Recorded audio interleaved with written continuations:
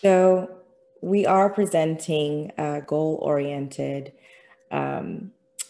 focus therapy techniques. And it's really about EFT. I'm not sure how many of you heard of EFT. So we're going to go over all of those different things and what you're going to learn and what the presentation is going to address.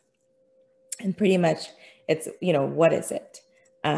What are the different types of basic emotions, stages of EFT and treatment? And then what you're going to learn is different techniques, how to combat those negative emotions and feelings. So right here, we have some types of basic emotions that people go through on a regular basis.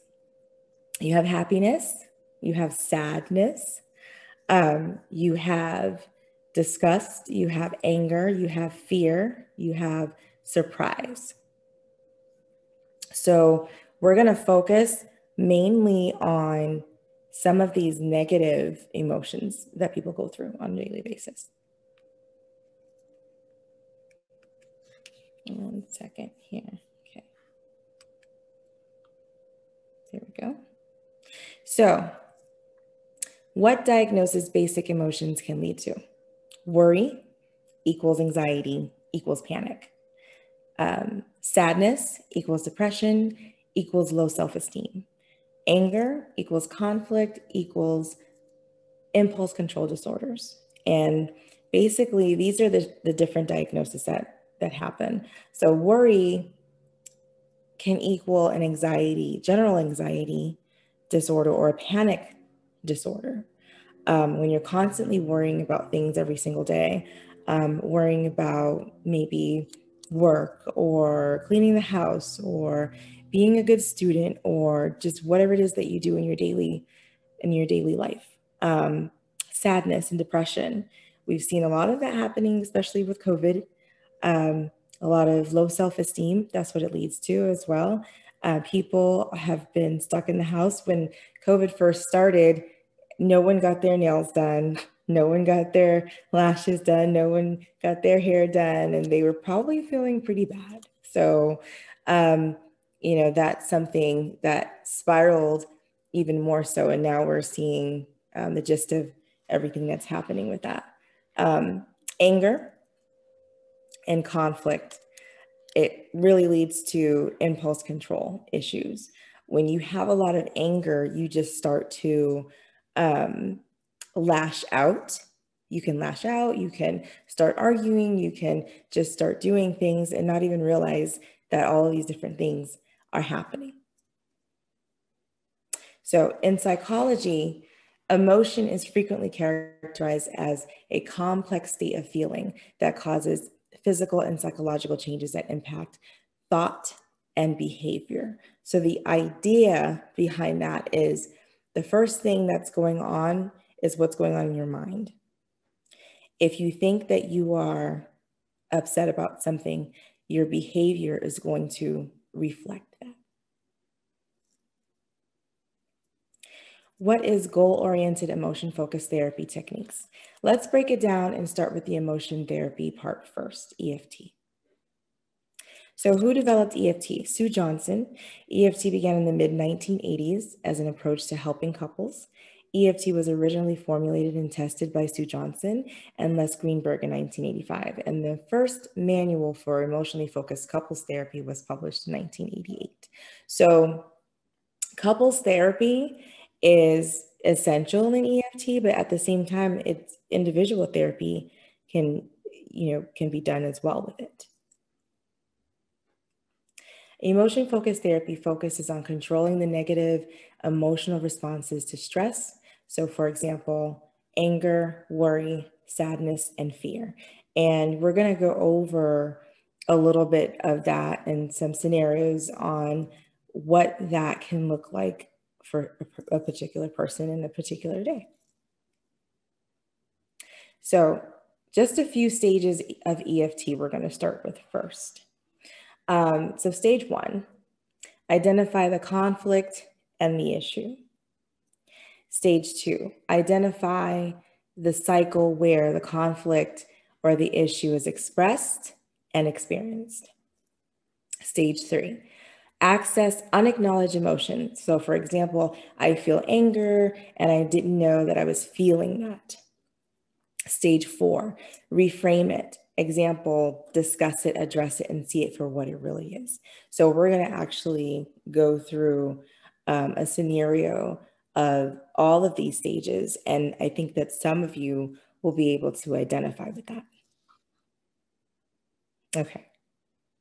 So for example, stage 1, identify the conflict and the issue. Scenario example, you don't understand why your boyfriend ignores you when he comes home from work, right? So he comes home from work, he ignores you, and you're just like, man, why? You know, I haven't seen you all day, right? I miss him. So stage 2, identify the cycle where the conflict issue is expressed and experienced. When he comes, you've missed him and you want to snuggle and he doesn't. So there you have 2 things. Number 1, the issue, you're being ignored. And then number 2, you're not understanding why you're being ignored. And this is where the identified conflict and issue is expressed, okay? Because you want to snuggle, he doesn't want to snuggle. He has his own feelings about whatever's going on. Maybe he had a bad day. I don't know what the case may be. But the focus really isn't on him at the moment. It's more so on you. So in stage 3, you're accessing unacknowledged emotions. You may not realize the feelings that you're feeling at the moment, and it needs to be identified. So you could be feeling anger, you could be feeling sadness from all of this. So when he doesn't want to snuggle you, you immediately get upset. You didn't realize that you were angry about it, which leads to damaging actions. So for example, name calling or ignoring, or maybe when he comes home, you're not there. That could be something as well. And it's just the behavior. So first, when we talked about earlier, is the thought process and then the behavior. If you're thinking that you are upset, this is something that's upsetting you, the next thing that comes is your reaction to it, your body reaction. How is this making you feel? But you're not necessarily identifying at that moment what it is. You just know that you feel some type of way and you are reacting to it. And he may not even realize what it is as well. So stage 4, reframing it, discussing it, addressing it, and seeing it for what it is. So going to the therapist, for example, and seeing the light, right? You are able to go through these difficult memories and recall these incidences and address it. So, you know, the idea behind EFT or GOEFTT would be for you to sit down and explain exactly what's going on through these scenarios, through these memories with the therapist. And the therapist will then, in turn, help you to see what's going on step by step by step by step by step. So the GO for goal-oriented, the goal comes after the previous stages. So now that you know what negative feelings you're experiencing and exhibiting, you now need to combat it. This is your goal. How do you pretty much control yourself? How do you control your emotions? How do you control your behavior? How do you turn everything around and say, okay, you know what? This is the conflict. This is what I'm feeling. And then what is it that you need to do? So these are 5 ways to use EFT techniques. Some of these are used with the accompany of a therapist, and others could be done at home. So reframing your perception. The perception that, you know, you're upset. The boyfriend comes home, he ignores you. You're like, okay, he ignores me. I'm angry. Why does he ignore me? Well, the best way to to do that is to sit down and talk to him, right? And say, okay, so how was your day? What's going on? You know, talk to me. You don't want to come home and you don't want to snuggle. And I haven't seen you all day and I miss you. That's something that you could be thinking about, where you can look at things on a different perspective and say, well, maybe he had a bad day, or maybe there's something going on with him that he hasn't said. And so you have to think about it and look at it in a different light. Meditation. Meditation helps in a lot of different ways. You know, waking up in the morning, listening to music. And some people, they say, oh, you know, I can't do that. I can't meditate. I just can't. Like, there's so many thoughts coming into my mind. So that's totally understandable. One of the things that I always recommend is a guided meditation. And a guided meditation will walk you through everything that's going on. So, you know, and an example of that would be, you know, you're sitting there, you're either sitting up with your legs crossed or you're laying down in your bed and you're listening to some music with someone speaking. And they're just telling you to listen to your breathing, listen to your heart, feel your stomach move up and move down. Take a deep breath, inhale, exhale. And so if you're listening to that, you're going to start focusing on your mind and focusing on your body and focusing on your breathing. And when you do that, you're meditating. You're meditating. And there's all different types of meditation. So for those of you that have trouble where you feel like you can't do it, that is another way. Optimism. Optimism is an awesome way to go, but you know, a lot of people are not optimistic, right? You have some optimistic people, and then you have realism, and then you have pessimism. And so optimism and realism kind of need to go together in order for everything to work. And just being pretty much positive about the outcome of everything is the most important thing. Recognizing negative distortions. So negative talk about yourself. Example, when the boyfriend comes home, he doesn't want to snuggle. Now you might feel, well, are you not pretty enough? Maybe you feel you've gained some weight and he just doesn't find you attractive anymore. Maybe, you know, and now you're basically having all of these things that are internal. You know, they're internal, and you're turning on yourself and you're having all of this negative talk. And that's not healthy. So learning how to turn that around is very important. And basically it's catching yourself in that moment. The moment you sit there and say, oh, I'm ugly. Oh, I'm no good. You stop and then you speak positive. You turn it around and you say, you know what I just said or what I just thought is not true. You know, there's good things about me.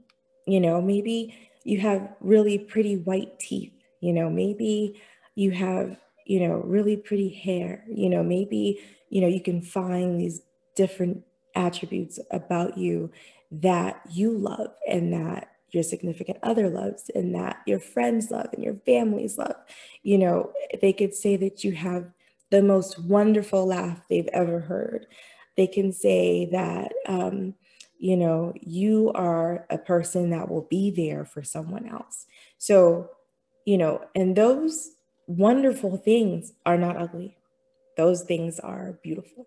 So you need to be able to recognize any of those negative thoughts, what we call negative distortions, and change that around to positivity, positive affirmations. You know, a lot of people will get sticky notes and write, you know, certain things on there like, love yourself today. They'll write on there that, you know, you are beautiful today. You are rocking today. You are the best person ever, and they will just stick it wherever. You can stick it on the shower curtain, stick it on the medicine cabinet mirror, stick it on the toilet, stick it on your closet door, wherever you're going to see it, because it's going to make you smile, but it's also going to make you think about how beautiful you are and what a beautiful person you are on the inside that day. And it will also help to kick those negative distortions out. So that's something that's really, really important. There's a lot of people that really struggle with that. That's what I recommend doing. So journaling your thoughts and your feelings. Journaling isn't for everyone, but some people really like it. Some people really enjoy it. Some people have never done it. And when you journal, you're able to get all of those thoughts and feelings out there. Sometimes you can get thoughts and feelings out through writing better than you can through speaking, and it helps too, because if there's something that you need to say to someone, it's like writing them a letter, and you can decide if you're going to give it to them to read, or you can not give it to them to read, or you can read it to them yourself, or you could just keep it for yourself. But it does help with just getting those thoughts and feelings out there, and it also reduces stress. It reduces depression. All of these different ways reduce stress and reduce depression.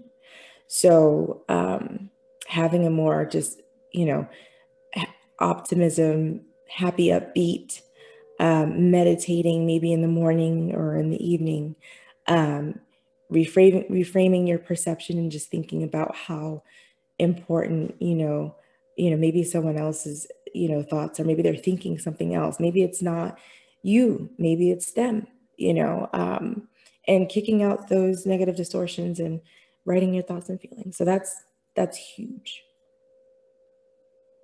So treatment, EFT is designed to be implemented in 8 to 20 sessions of therapy.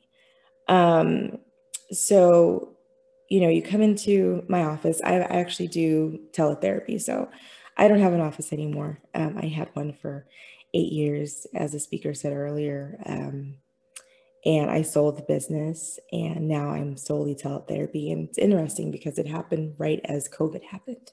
It's almost as if I knew it was going to happen, but I didn't. And so it's easier for someone to just sit down with me over the phone or via video chat and let me know, what they're feeling and what's going on with them. And I get to see them every single week. And if this is a treatment that I'm going to use, it should last between 8 to 20 sessions. And if not, if they haven't picked it up by the 20th session, then we will start over and we will try something slightly new, try something slightly different. The 5 different ways to combat this, those are just 5. There's a whole lot more. We could go on and on and on about this all day long. So I think that this is very helpful for the community and for people that are going through the struggle of their basic emotions. And especially, as I said before, with COVID and everything happening now, with that and the vaccines and blah, blah, blah, that affects the psyche heavily. There's a lot of people that they're sick of wearing their masks. They're sick of just having to go through the unnormal and unknown every day.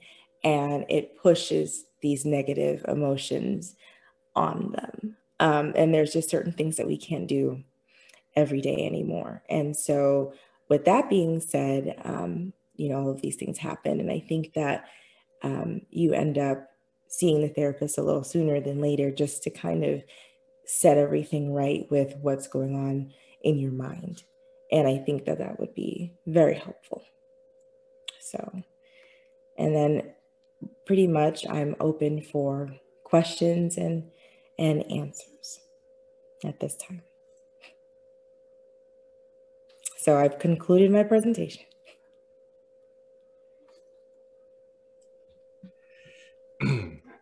Hi, Dana. Hi, Tracy. How you doing today? That was a fantastic presentation. Thank you so much. Thank you for joining us, Mrs. Moore. It's fantastic to have professionals such as yourself readily available for support when needed. And again, we can't thank you enough for that. You mentioned the tough, more isolated times we've been going through as a result of COVID. Dr. Moore, what would you say to anyone who is hesitant to reach out for support today, and particularly those who might be struggling with mental illness for the first time? Is there still a stigma for a lot of people to reach out for help? There is a stigma still. It's starting to get broken. Mm-hmm. I can see that over the years, which is great. There are people that they're opening up more and they're reaching out more. But yeah, there is a horrible stigma that therapy is for crazy people, and that's exactly what's said. And that's not the case. Therapy is for everyone. I always say that, because you can have a difficult time in your life. You can have a difficult moment that you're going through, and you don't want to talk to friends and you don't want to talk to family because sometimes they don't really give the best advice. Sometimes they just don't understand.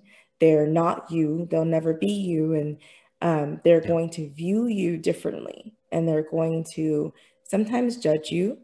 And that's not comfortable. So, with that being said, therapy is very, very important to have.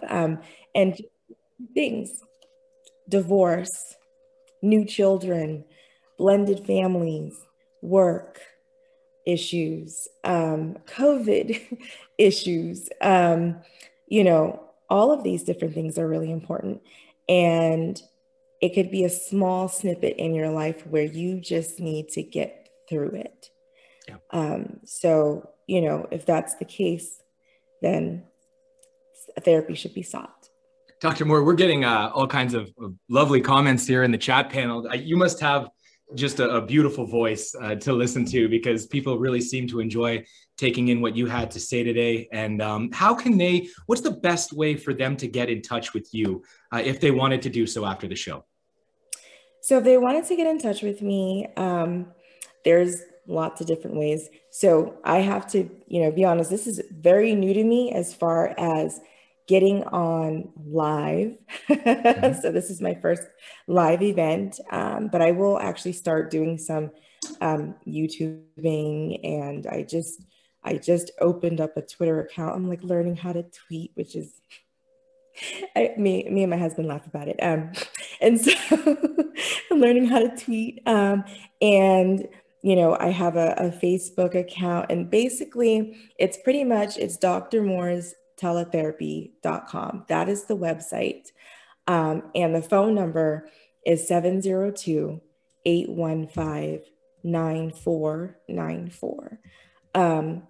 And that's the best way to pretty much get in touch with me. I also just created a new email for social media, and it's dmteletherapy.com for Dr. Moore, teletherapy.com.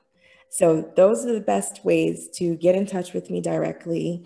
When they go to the website, if they're very interested in doing a therapy session, they can actually go on there, they can register, they can fill out the forms. And once they've done that, I'll see that, I'll contact them, and we'll have a chat about, what's going on. I do free consultations as well. So that's something that they can look forward to. Okay, well, thank you so much for that information. We did put your phone number in the chat for those who would be interested in reaching out. And again, thank you for not the email address, the website as well. Enjoy the remainder of your conference, Dr. Moore. It was really a pleasure having you on with us today. Thank you for having me, Dana.